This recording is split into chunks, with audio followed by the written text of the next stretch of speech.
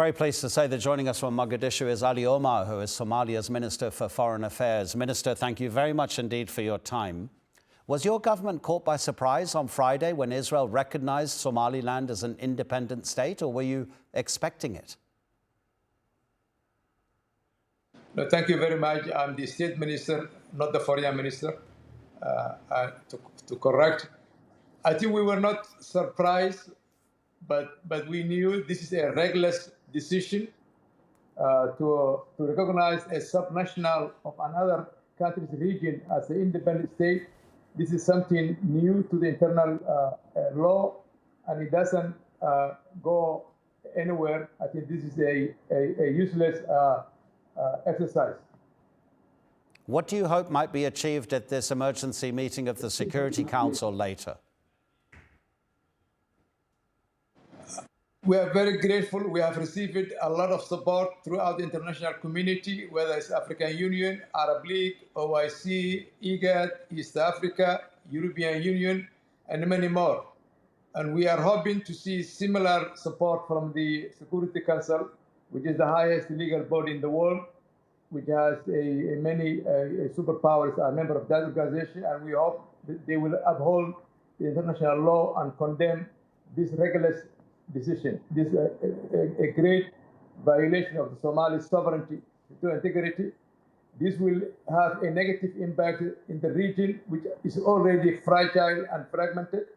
So Somalia had enough trouble in the past. It's now we are in the recovery process, and we don't want to go back into that difficult challenge. And we hope the Security Council decision will end this reckless decision. Are you worried about an increase in insecurity because of this decision? We are worried insecurity in many fronts. Number one, the proxy war between various emerging or middle powers, an increase of a terror organizations, whether it's the former Houthi side or whether the Al-Shabaab and ISIS side on this region. And this will make the navigation of the Gulf of Aden more challenging than before. And also in Somaliland region of the British colony has three distinct regions. The eastern part, which is now a separate region, is called Northeast, and also the far western part, which is called Audal. Both regions doesn't want to be part of this succession issue.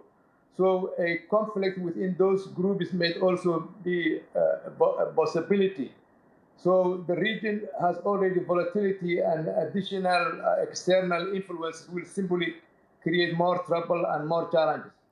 As you know, the Somaliland authorities have said that they intend to join the Abraham Accords, that agreement that Donald Trump in his first term set up to bring Middle Eastern countries closer to Israel and establish diplomatic ties with Tel Aviv. Benjamin Netanyahu has said that he has recognized Somaliland in the spirit of the Abraham Accords.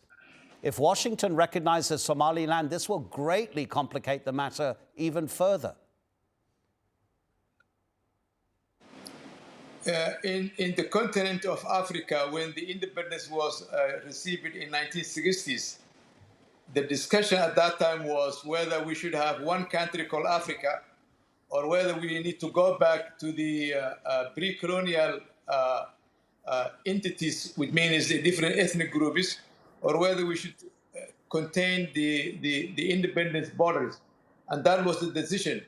Throughout Africa, there are many challenges of such succession. So getting one entity become independent in a reckless way will create a Pandora box throughout Africa.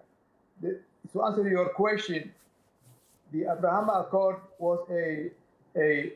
was allowed to join by countries, not by subnationals, not by regions of another state. So Somaliland has no legal status to join in any organization. They are part and parcel of Somali's sovereignty and entity and territorial integrity. So there's no reason, and also there's no legal basis to to them to join any organization at all. Do you have any message for Addis Ababa? Neighboring Ethiopia last year signed a deal with Somaliland to develop some coastline. Of course, Ethiopia doesn't have its own coastline. So this might be another trigger for Addis Ababa to move further forward with those plans. We had an agreement with Addis Ababa in December 11, 2024 that ended the year-long dispute. Since then, we had very, very good amicable relationship, and we are not expecting them to move any of that direction. They have partner in Somalia, which they can negotiate if they need any commercial access. And we are very hopeful that the Addis Ababa will stay within that agreement and will support the Somalis' unity. Minister, do you have any intention, your government, of speaking with the Somaliland authorities about this latest situation, or is there no real contact between the two sides? The contacts are always open. We have different avenues for contact. As I said, in that region, there are 3 separate regions. So one region is already joined the federal government of Somalia, the eastern part of Somaliland, and also in the western part of Somaliland is also in discussion with the government, and also the central region, which is the region that is associated with this succession. We do have many communities that we are talking. People in that region are not fully accepting this drive.